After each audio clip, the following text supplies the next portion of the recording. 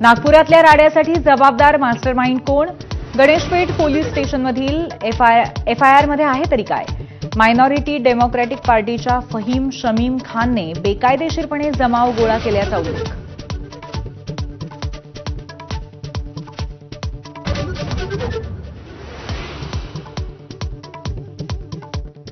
Nagpur दगडफेकीमागे Kashmir pattern असल्याचा गृह खात्याला संशय.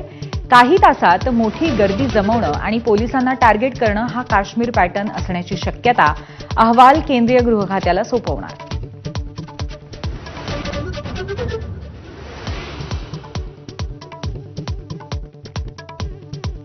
नागपुरातल्या हिंसाचार पीडित भागात अतिमहत्वाच्या सेवा वगळता शाळा दुकानं आजही बंद राहणार. उर्वरित नागपूरमध्ये जनजीवन सामान्य. मेट्रो, सिटी बस आणि एसटी सेवा पूर्ववत.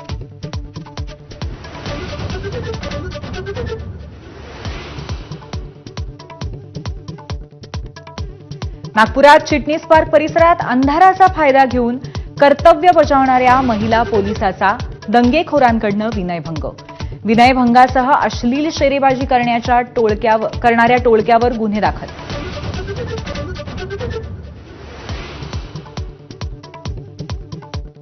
नागपूर जाळपोळ आणि दगडफेक प्रकरणातील आरोपींना 21 मार्चपर्यंत पोलीस कोठडी.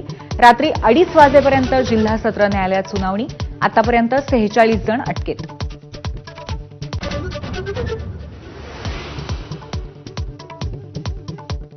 नागपूर पोलिसांसह महाराष्ट्र एटीएसही करणार नागपूरच्या राड्याचा समांतर तपास. राड्याला चिथावणी कुणाची, कोणती संघटना यामागे आहे का, याचा तपास एटीएसही करणार.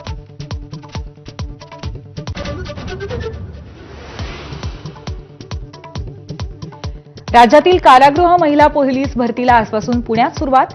सकाळी मोठ्या गर्दीमुळे गोंधळ. 513 पदांसाठी 5000 मुलींची गर्दी.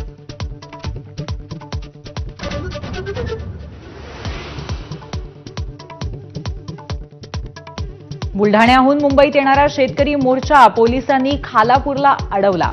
शेतकरी नेते रविकांत तुपकर आक्रमक. पोलिसांनी गोळ्या घातल्या तरी मुंबईला जाण्याचा तुपकरांचा निर्धार.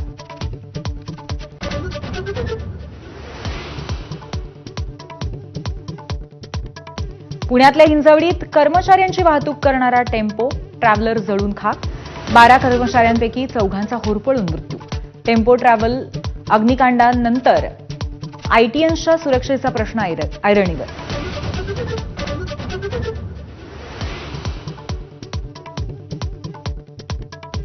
देशातील बँकांचा 24 आणि 25 मार्चला संपाचा इशारा. विविध मागण्यांसाठी युनायटेड फोरम ऑफ बँक युनियन्सकडनं संपाची हाक. चौथ्या शनिवारच्या सुट्टीमुळे बँका सलग 4 दिवस बंद राहण्याची शक्यता.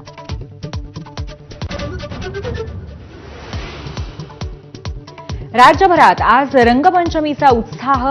होळीनंतर 5व्या दिवशी लहान थोरांचा रंगण्या आणि रंगवण्याचा उत्साह शिकेला. नाशकात पेशवेकालीन 7 रहाडींमध्ये साजरी होतीये Rangpanchami.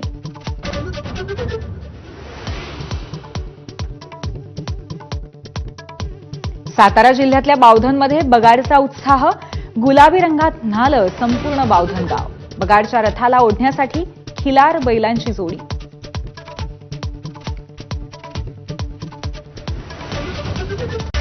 Headlines brought to you by Chitale Bandhu. ब्रेकनंतर स्वागत. नागपूर तणावाबाबत दाखल झालेल्या एफआयआरमध्ये